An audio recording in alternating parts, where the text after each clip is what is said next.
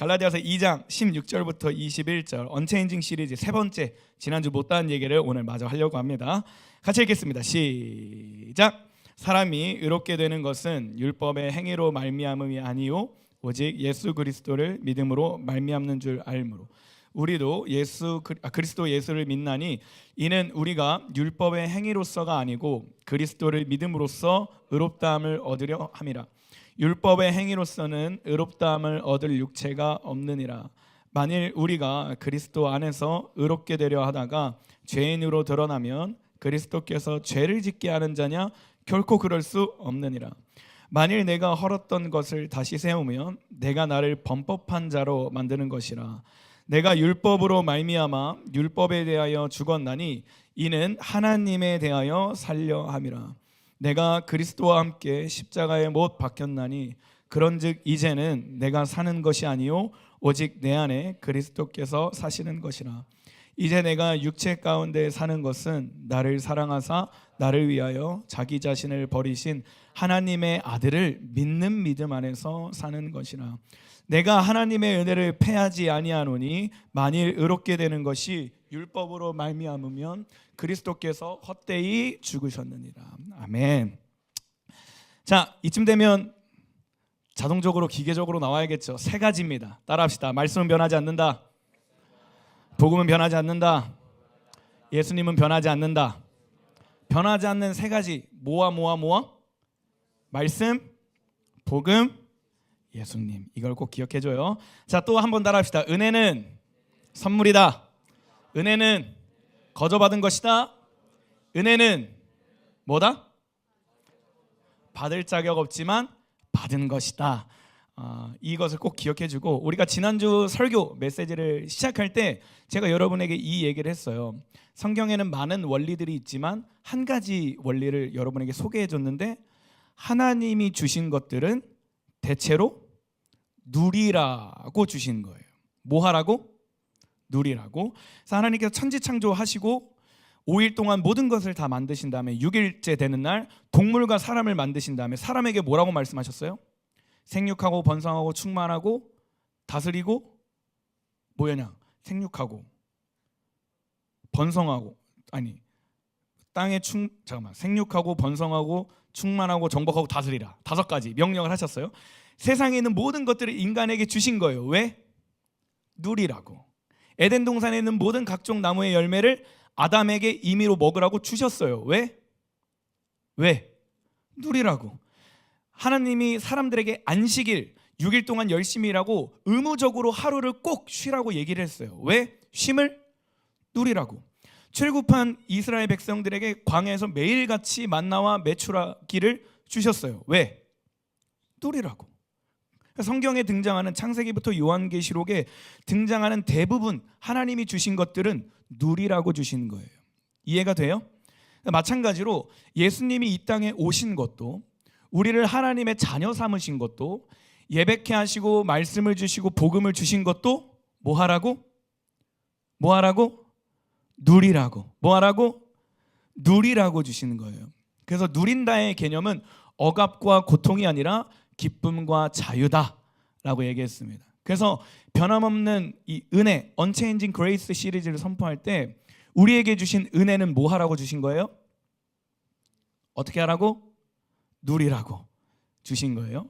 그래서 지난주에 어떻게 하면 우리가 이 매일같이 변함없는 은혜를 누리며 살 수 있는가에 대한 방법을 3가지 중에 한 가지를 얘기했는데, 첫 번째는 따라합시다. 나의 시선을 하나님께 고정하자. 첫 번째로 제가 여러분에게 선포했던 건 사람들에게 뺏기지 말자라는 주제를 통해서 결론은 나의 시선을 하나님께 고정하자라는 걸 얘기했습니다. 지난주 우리 그 스토리를 한 번 더 생각해 봅시다. 베드로에 대한 얘기를 했었죠. 게바. 어떤 상황이었어? 베드로가 이방 사람들, 그러니까 이스라엘 사람이 원래는 다른 나라 사람이랑은 겸상을 하면 안 돼. 왜냐면 그들은 선택받지 못했고 더럽다고 생각했기 때문에. 근데 베드로가 은혜 받았기 때문에 그 율법의 벽을 허물고 외국 사람들, 이방인들과 밥을 먹고 있는 자리였어요. 그래서 베드로는 그 밥을 먹으면서 은혜를 누리고 있었고, 내가 어떻게 하나님의 자녀가 됐는가에 대한 은혜를 누리고 있었고 그 사람들에게 은혜를 흘려보내고 있는 굉장히 은혜로운 자리였다라고 얘기를 했어요. 기억이 나죠? 근데 그렇게 은혜를 한참 동안 나누고 있는데 갑자기 베드로가 그 자리를 박차고 하나님이 주시는 은혜를 거부하는, 단절해버리는 사건이 일어나요. 뭐 때문에? 베드로의 시선이 하나님께 고정된 게 아니라 누구한테 간 거예요? 사람들에게 간 거예요. 그래서 우리가 결론적으로 얘기했던 건 이겁니다. 내가 믿음 생활을 하고 신앙 생활을 할 때에 나의 시선이 사람들에게 가고 상황에 쫓아가고 내 환경과 컨디션을 바라보게 되면 하나님은 변함없이 주시는 은혜를 우린 누리지 못한다. 그래서 변함없는 은혜를 누리기 위해서 나의 시선이 하나님께 고정되어야 한다라는 메시지를 여러분에게 전했습니다. 우리 내일부터 수련회 가잖아요. 그죠? 가면 뭘 해야겠어요? 뭘 해야겠어? 나의 시선을 누구에게로? 하나님께로 고정해야 돼요. 거기 가면 한 700명 온다고 해요. 사람이. 우리가 지금 20명 정도 되거든요. 700명은 몇 배야? 35배예요. 엄청난. 야, 700명 경찰과 도둑하면 되게 재밌겠다. 그 수련회에서 갑자기 우리가 자, 오늘 예배 끝나고 경찰과 도둑할 사람 모여 그러면 700명이 그거 떠다니면 진짜 웃기겠다. 갑자기 이상한 생각을 해버렸어. 아무튼 우리가 은혜 받으러 가는 자리니까 은혜 많이 받고 돌아오시길 바랍니다. 아멘. 아멘. 거기 가면 많은 교회들이 올 거예요. 그러면 막 저 교회는 뭐 저렇고 저 교회는 경근이보다 좀 잘생긴 친구가 있네, 막 이런 거 막 보지 마시고 그냥 하나님 예배하러 갔으니 하나님 보시고 하나님이 주신 은혜 가득 젖어 돌아올 수 있기를 주님의 이름으로 소망합니다. 아멘. 이번 수련회는 혹여 참석 못하더라도 제가 다음 수련회가 있으니까 또 기대해보자. 괜찮아요. 자, 오늘은 그래서 남은 두 가지를 여러분에게 나눌 겁니다. 따라합시다. 사단에게 뺏기지 말자. 한 번 더, 사단에게 뺏기지 말자. 변함없는 은혜를 오늘도 우리가 누리고 살기 위해서 첫 번째는 사람에게 뺏기지 않는 것, 시선을 하나님께 고정하는 것이고, 두 번째는 사단에게 뺏기지 않는 거예요. 본문 보겠습니다. 12절 말씀이에요. 시작. 베드로가 안디옥에 와서 이방인들과 함께 먹고 있는데 야고보가 보낸 유대인들이 오자 먹는 것을 그만두고 그 자리에서 물러갔습니다. 그는 할례를 받은 유대인들을 두려워했던 것입니다. 베드로가 그 은혜의 현장을 놓쳤던 두 번째 이유가 바로 두려움 때문이었어요. 여러분, 두려움은 신앙생활에 있어서 굉장히 큰 걸림돌이 됩니다. 옛날에 한 3000년, 3500년 전쯤에 사울이라는 한 나라의 왕이 있었어요. 근데 왕은 하나님께 직접 예배를 못해요, 법적으로. 근데 사울이라는 왕이 곧 있으면 이 블레셋이라는 나라랑 전쟁을 해야 되는 거야.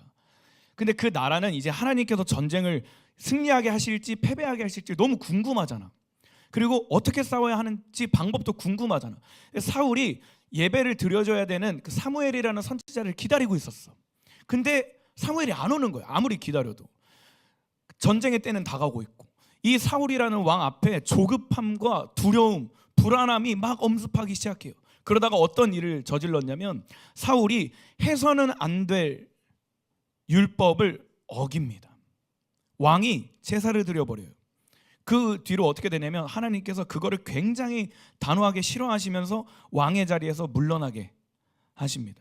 그러니까 두려움이라는 건 믿음 생활에 있어서 굉장히 큰 걸림돌이에요. 이따 뒤에 한 번 더 얘기하겠지만 또 그 사울 왕보다 더 훨씬 전에 그 이스라엘 백성들이 가나안 땅을 정탐을 했어요.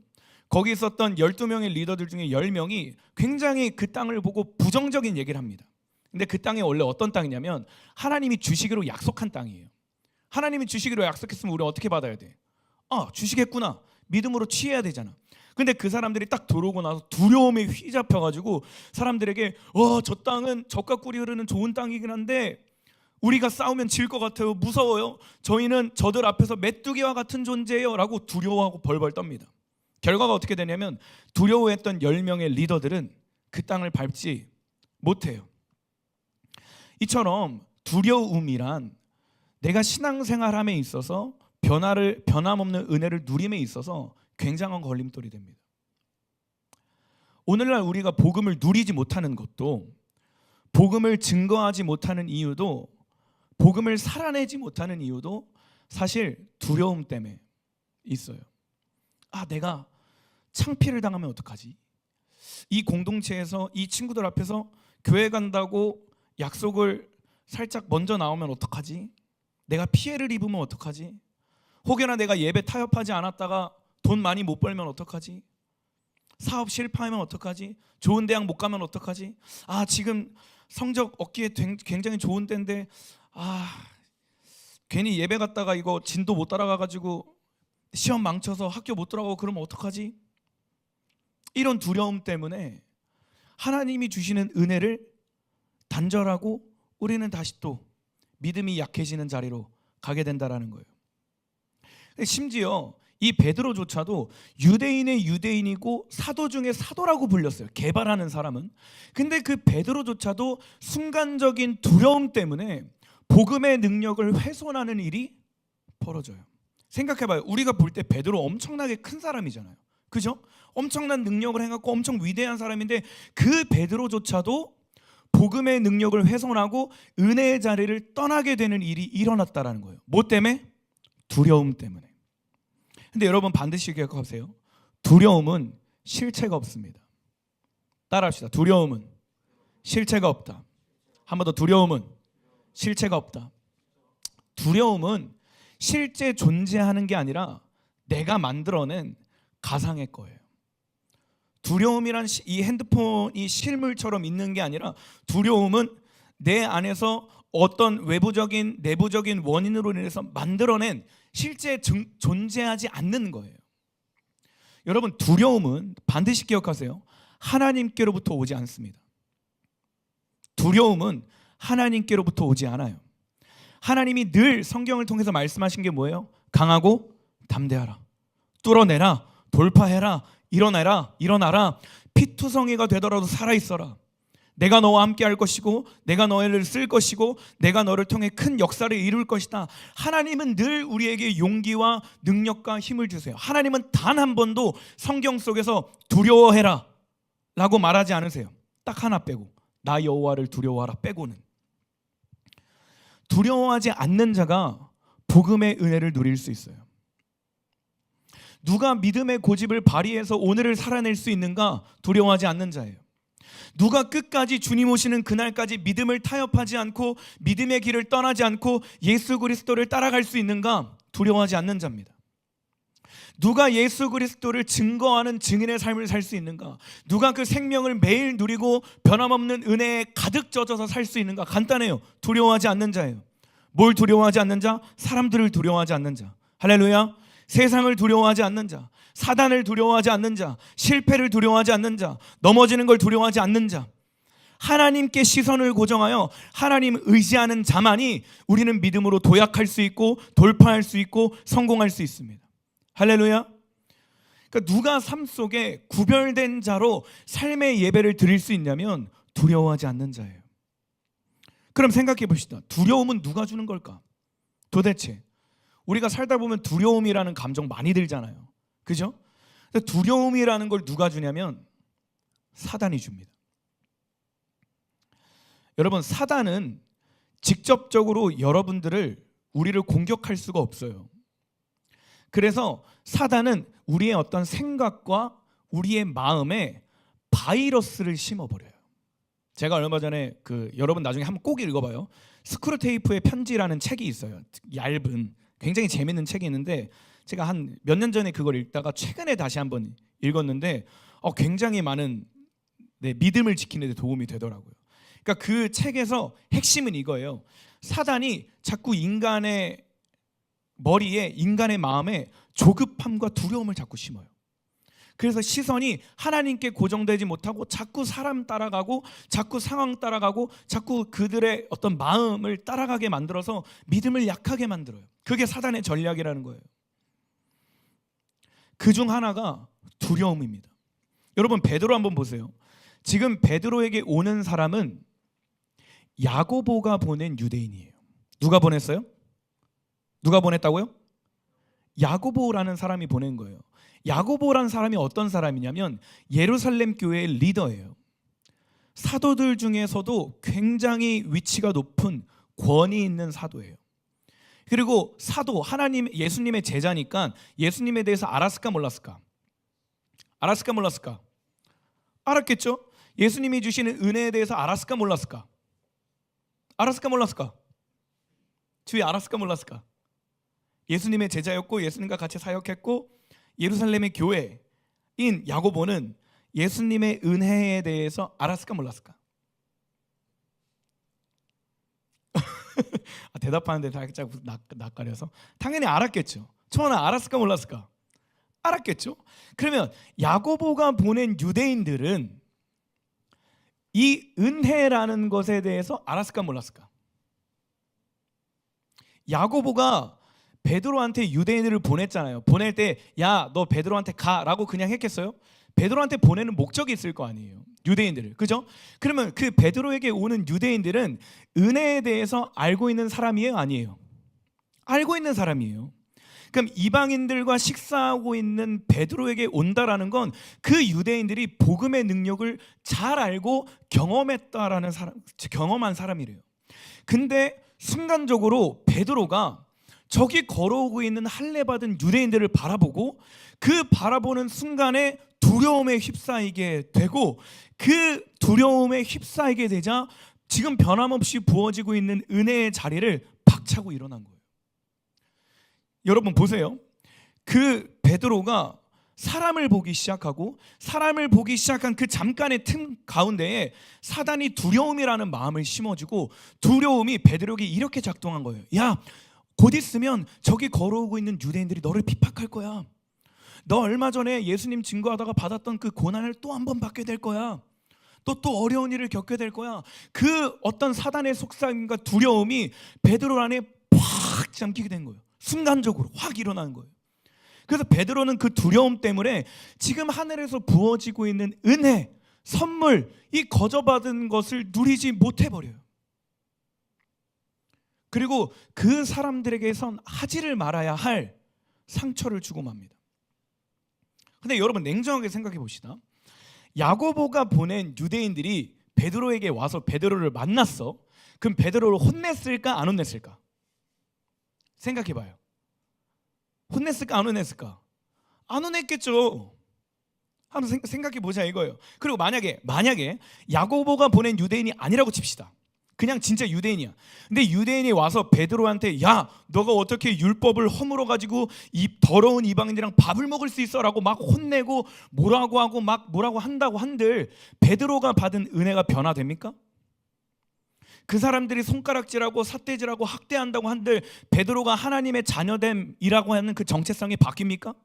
베드로가 만난 예수님이 바뀝니까? 베드로에게 부르심 주신 그 베드로가 받은 소명이 바뀝니까? 베드로가 날마다 누리고 있는 그 은혜가 바뀝니까? 취소할 수 있습니까? 아니요. 아무것도 달라지는 건 없어요. 근데 뭐가 문제냐면 베드로 안에 두려움이 내가 지금 받고 있는 변함없는 은혜를 누리게 못하게 하는 거예요. 실체 없는 두려움에 사로잡혀서 내가 지금 누리고 있는 이 실체를 누리지 못하게 한다는 거예요. 여러분들이 신앙생활할 때 여러 가지 두려움이 찾아올 수 있습니다. 근데 두려움은요, 내 믿음의 성장을 일으키는 게 아니라 복음을 훼손해요. 잘 생각하세요. 두려움은 하나님의 역사를 일으키는 것이 아니라 사단의 역사를 일으킵니다. 사랑하는 여러분, 여러분의 삶 속에 두려움에 사로잡히지 않기를 주님으로 축복합니다. 아멘. 두려움이 올 때 우리가 해야 되는 스탠스, 태도는 뭐냐면 하나님의 변함없는 은혜를 붙드는 거예요. 두려움이 내 안에, 내 삶에 엄습해 올 때 우리는 어떤 태도를 취해야 되냐면 이 두려움을 반대로 생각하는 걸 훈련해야 돼요. 어떻게 반대로 생각하느냐? 사단이 여러분에게 두려움을 주는 이유는 그만큼 하나님의 마음이 여러분에게 있다는 뜻이에요. 잘 생각해 보세요. 베드로가 그렇게 이방인 사람들과 은혜를 나누고 있는 자리가 아니었다면 굳이 사단은 베드로에게 두려움을 심어줄 이유가 없어요. 그죠?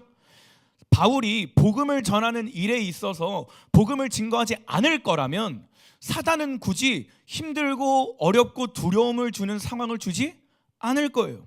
왜? 그냥 가만히 놔두면 받은 은혜는 썩어버리거나 마련이거든요.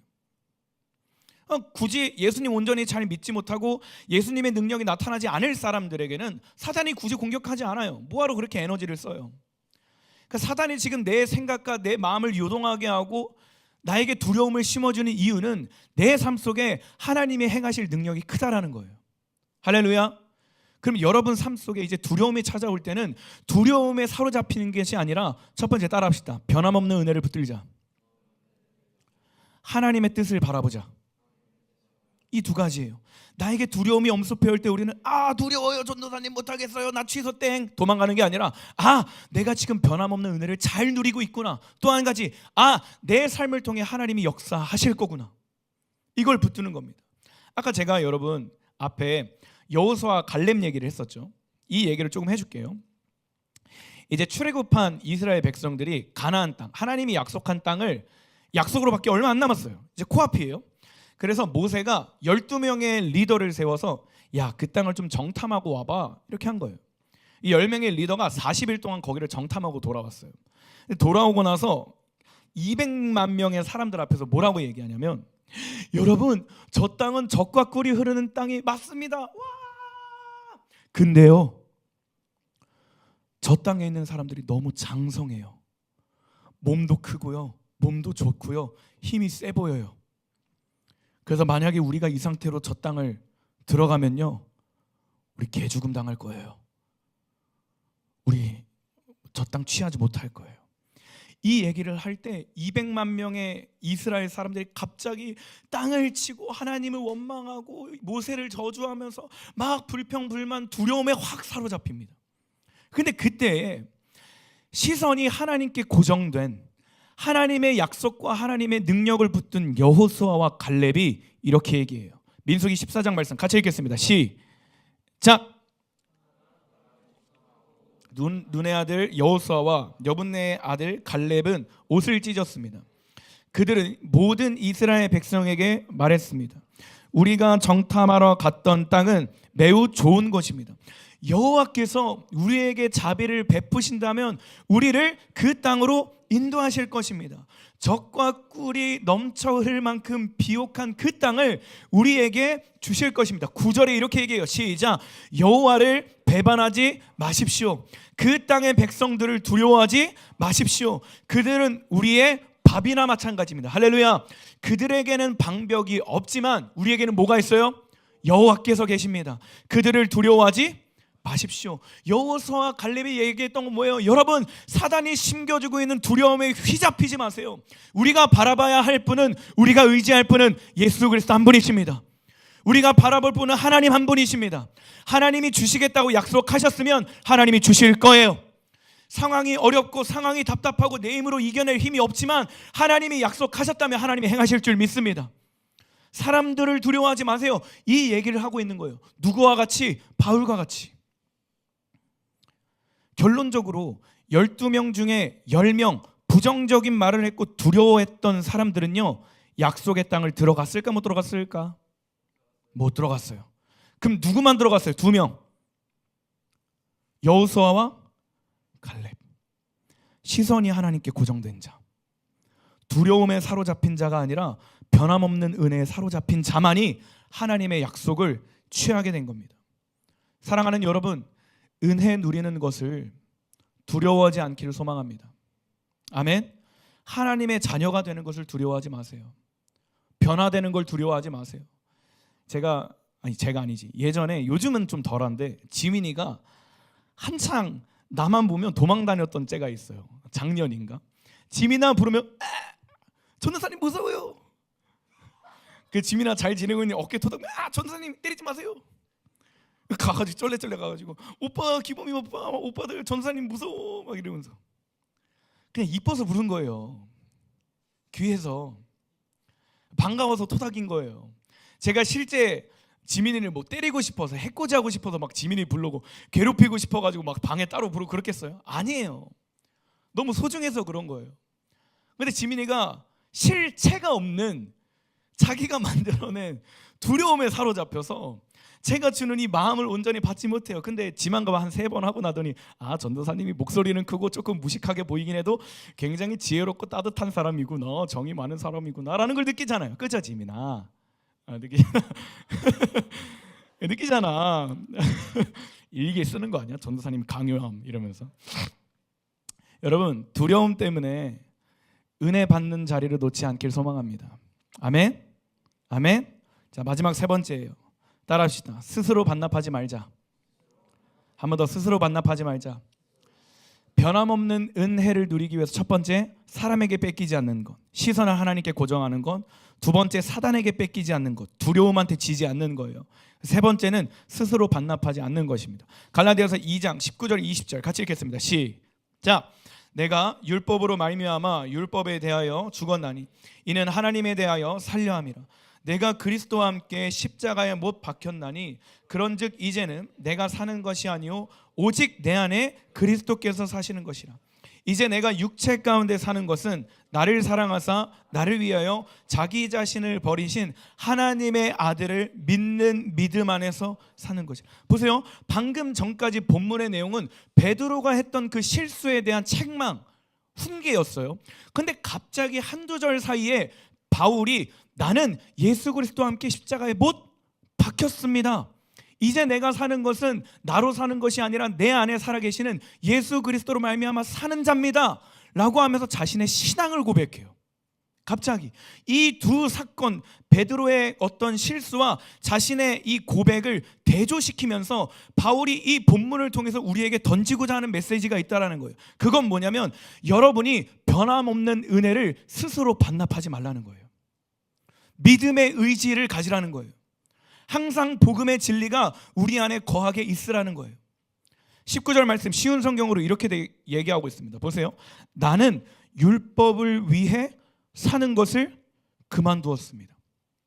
그만두게 되었습니다요. 그만두었습니다요. 그만두었습니다요.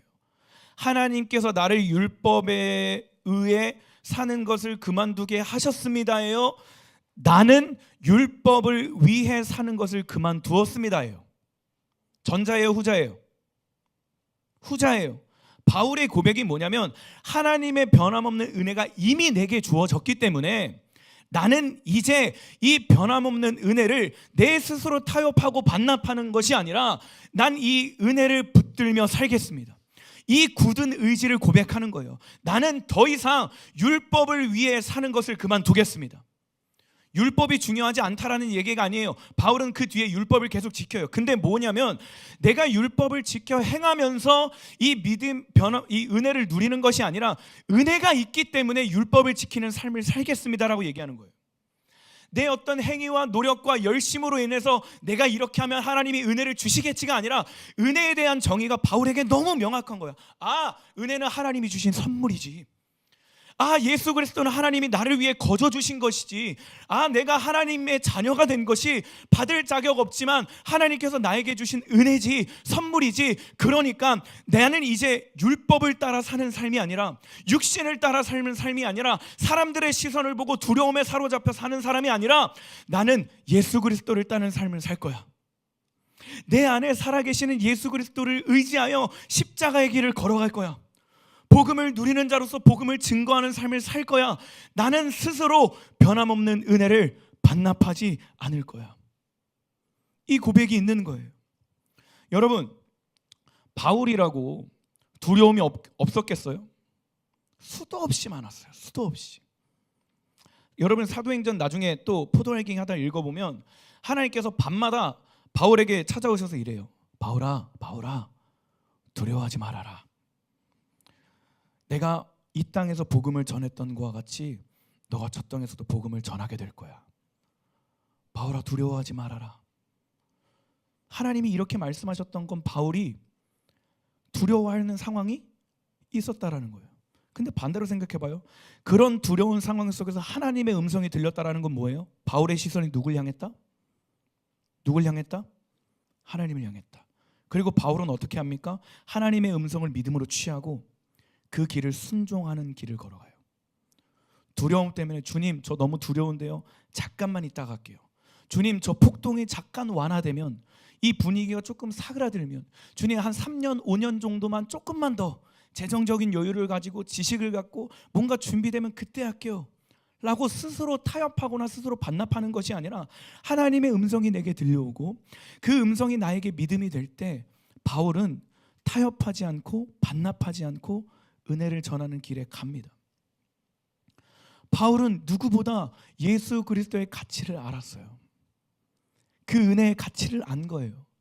그 가치를 알았기 때문에 세상에서 요구하는 것들에 내 믿음을 내어주지 않습니다. 보세요, 여러분. 베드로가 사람들을 봤어요. 그죠? 사람들을 봤어요.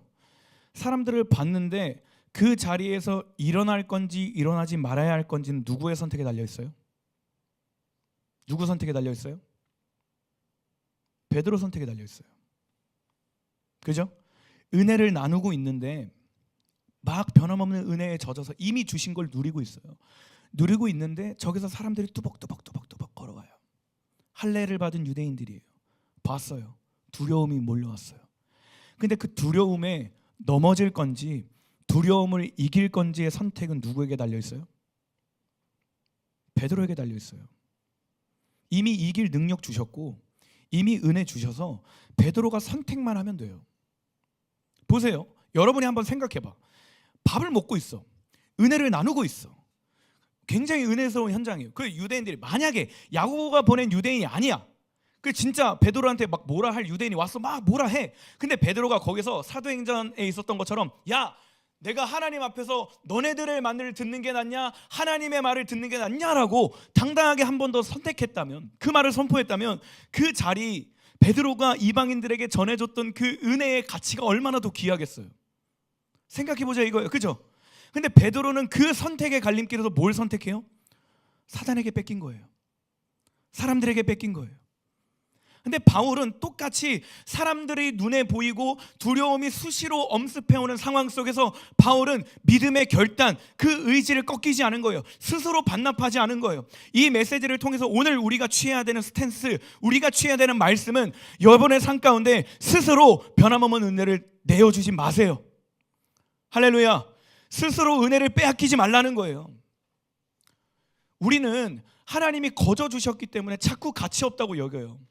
내가 열심히 일을 해서 돈을 벌면 이 돈의 가치가 내가 열심히 한 거니까 돈의 가치를 귀하게 여겨서 아껴 쓰기도 하고, 내가 일을 안 하면, 공부를 안 하면 성적이 떨어지고 돈을 못 버니까 어떻게든 졸려서라도 일을 하고 열심히 하는데, 은혜라는 것이 예수 그리스도라는 분이 하나님의 자녀가 됐다라는 게 너무 거저 받았으니까, 내 노력과 내 어떤 열심으로 한 것도 아니고 아무 자격 없이 나에게 주신 거라서 우리는 너무 수시로 이 가치를 한없이 작게 여긴다라는 거예요.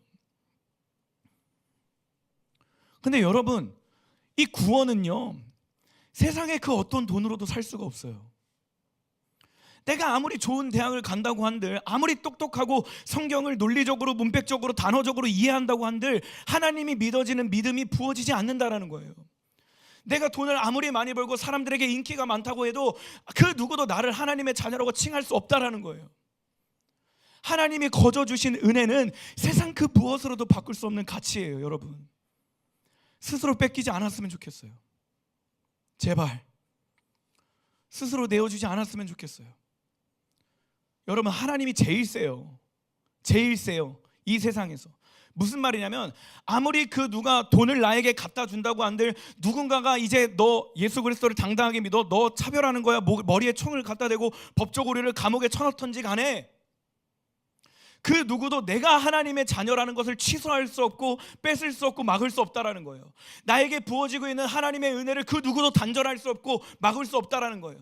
사단이 아무리 귀신을 많이 데려오고 아무리 어려운 상황과 힘든 상황을 데려온다고 할지라도 내가 하나님을 사랑하는 마음과 하나님이 나를 사랑하는 그 마음을 그 누구도 뺏을 수 없다라는 거예요.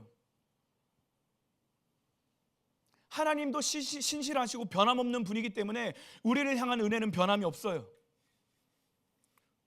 하나님은 그 은혜를 뺏어가지 않으세요. 취소하지 않아요. 한 번 주신 성령님은 우리 안에 영원히 계세요. 근데 뭐가 문제예요? 내가 스스로 반납한 게 문제예요. 사단에게 뺏긴 게 문제라는 거예요. 사람들에게 시선이 뺏겼다라는 게 문제예요. 사랑하는 여러분, 변함없는 은혜를 누리기 위해서 세 가지를 기억하세요. 사람에게 뺏기지 않는다. 사단에게 뺏기지 않는다. 스스로 반납하지 않는다. 할렐루야. 나의 시선을 하나님께 고정하는 거예요. 두려움에게 지지 않는 거예요. 그리고 내가 하나님의 자녀된 이 가치를 늘 붙들고 사는 것입니다. 말씀 마무리하겠습니다. 찬양팀 나와주세요. 바울이 고백하는 건 이겁니다. 내가 그리스도와 함께 십자가에 못 박혔으니 그런즉 이제는 내가 사는 것이 아니요 내 안에 그리스도께서 사시는 것이라. 내가 육체 가운데 사는 것은 나를 위하여 사는 것이 아니라 나를 위하여 자기 자신을 버리신 하나님의 아들을 믿는 믿음 안에서 사는 것이라. 그리고 21절에 이렇게 고백해요. 굉장히 중요합니다. 21절 찾아줄래? 같이 읽겠습니다. 시작. 내가 하나님의 은혜를 패하지 아니하노니 만일 의롭게 되는 것이 율법으로 말미암으면 그리스도께서 헛되이 죽으셨느니라. 이 언체인징 시리즈 세 번째 결론입니다. 사랑하는 여러분, 복음을 누리길 소망합니다. 아멘. 아멘. 아멘이라는 말의 뜻은 동의합니다. 그렇게 될 줄 믿습니다. 라는 말이에요. 아멘. 하나님이 주신 은혜는 누리라고 주신 거고 그 은혜를 뺏기지 않고 내어주지 않고 평생을 누리며 그 깊이를 경험하는 저와 여러분이 되기를 주님의 이름으로 소망합니다. 우리 함께 찬양하고 함께 기도하도록 하겠습니다.